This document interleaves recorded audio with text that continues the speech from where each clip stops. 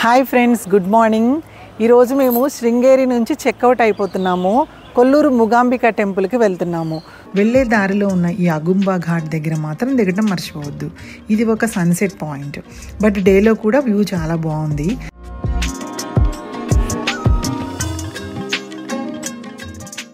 శృంగేరి నుంచి 3 hours travel చేసిన తర్వాత కొల్లూరు మూకాంబిక టెంపుల్కి వచ్చేసాము. ఇప్పుడు లోపలికి దర్శనానికి వెళ్తున్నాం. పార్వతీదేవి మూకాసురుడు అనే రాక్షసుడిని ఇక్కడే వధించిందని, అందుకే ఈ ప్రదేశానికి మూకాంబిక అనే పేరు వచ్చిందని చెబుతుంటారు. ఇప్పుడు మేము 60 కిలోమీటర్స్ దూరంలో ఉన్న బృహదేశ్వర్కి వెళుతున్నాము.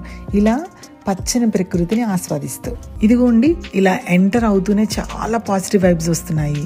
ఈ 18 అంతస్తుల రాజగోపురం ఒక అద్భుతం అని చెప్పొచ్చు.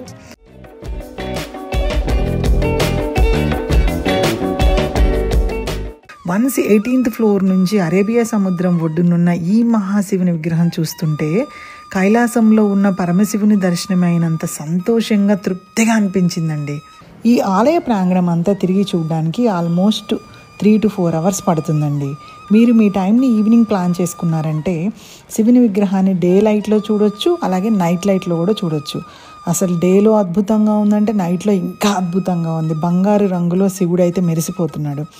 ఫుల్ వీడియో కోసం ఈ కింద లింక్ను క్లిక్ చేసి యూట్యూబ్లో చూసేయండి.